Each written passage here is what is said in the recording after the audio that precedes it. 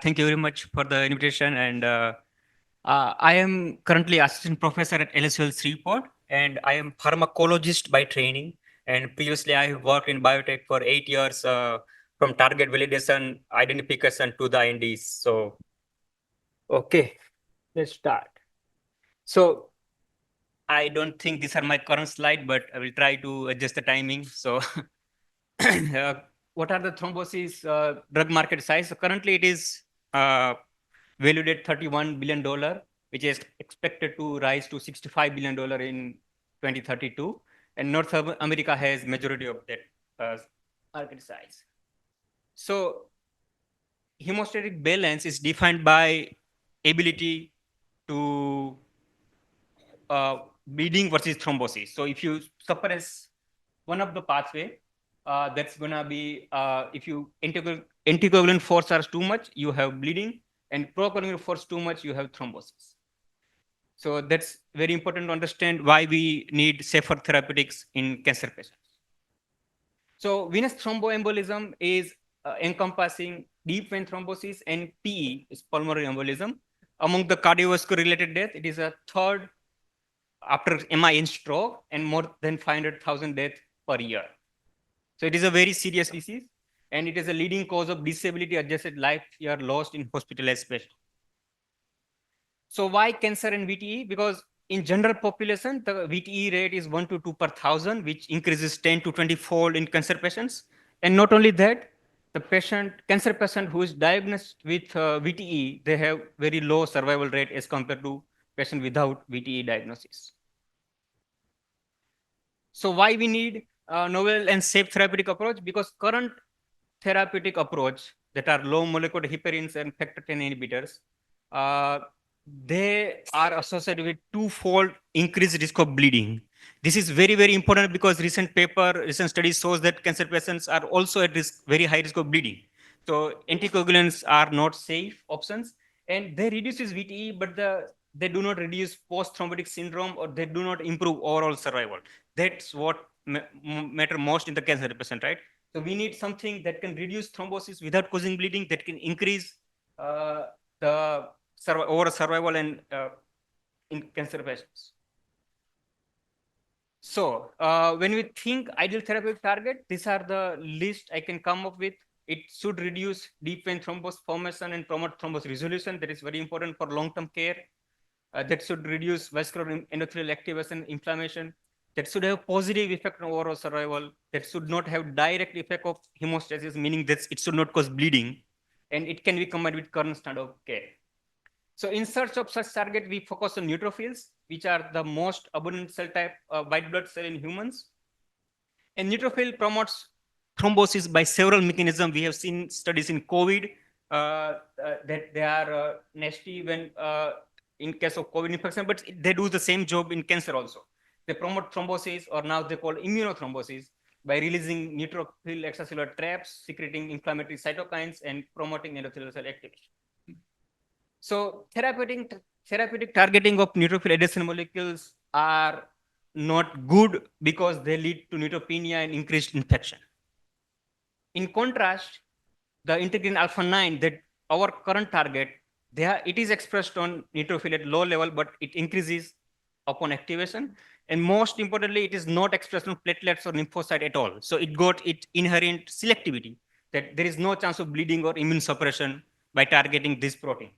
In phase 1B trial, there was no safety signal. It was safe in patients with arthritis, and on endothelial cell, it binds with VCAM1.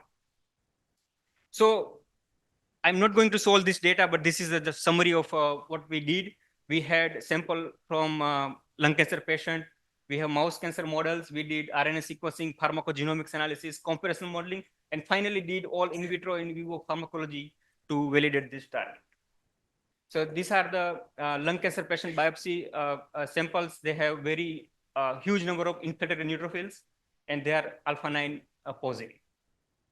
And this is the primary model we use for lung cancer induced thrombosis. These are control and knockout. So we generated this mice that specifically lacks neutrophil integrin alpha 9. And we inject LLC1 cells. Those are the lung cancer cells. and we wait for 2 weeks and then do IVC stenosis, that is IVC ligation, to induce thrombosis in these mice. And for the drug discovery part, we did two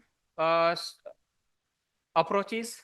We did RNA sequencing and subjected this RNA sequencing data to pharmacogenomics analysis. And we generated alpha-9 structure with compressible modeling. And we docked all the FDA-approved drug on this structure. And these are the results that using unbiased RNA sequencing of alpha-9 knockout neutrophils and using computational modeling, we found that macitentan was number 3 here and number 1 in this approach. So we selected that as our proof of concept studies. And importantly, it does not bind with the alpha 4 beta 1, which is a binding other similar molecule, which can cause some side effects. And it does not bind with beta 1 at all. And it macitentan dose dependently reduced neutrophil adhesion to VCAM1 and in mouse studies, this is a proof of concept studies that when macitentan was administered to the mice with lung cancer, it significantly reduced venous thrombosis in mice with lung cancer. So to summarize this finding, lung cancer patients have higher GCSF that can promote granulopoiesis, increase neutrophil survival, and this alpha-9 VCAM interaction can lead to netosis, inflammation, endothelial activation, and ultimately venous thrombosis. So is macitentan a holy grail for management of VTE? Because it reduces deep vein thrombosis, it reduces endothelial activation, inflammation, it has no direct effect on hemostasis, and can be combined with current standard of care. But the answer is no, because macitentan in human associated with significant adverse effects such as anemia and embryofetal toxicity, limiting its long-term prophylactic use in patients with lung cancer. So what's next? Currently, we are synthesizing and characterizing second generation sulfamide analogs of macitentan, which with enhanced safety and efficacy. And we are looking for partnership opportunity to work with you guys and to develop this novel and safe therapeutic approach. And I would like to thank my lab members and thank you very much.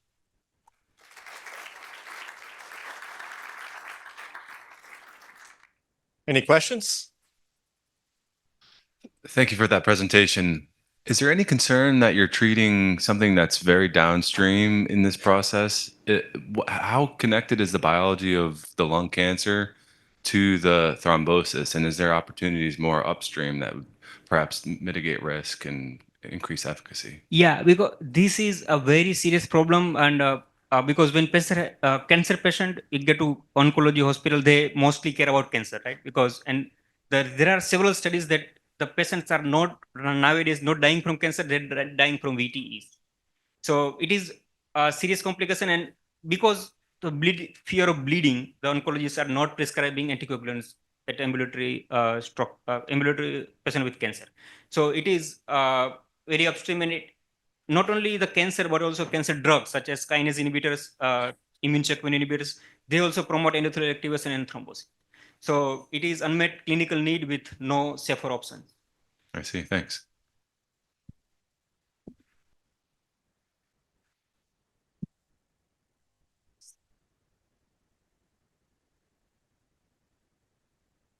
Thank you. Thank you.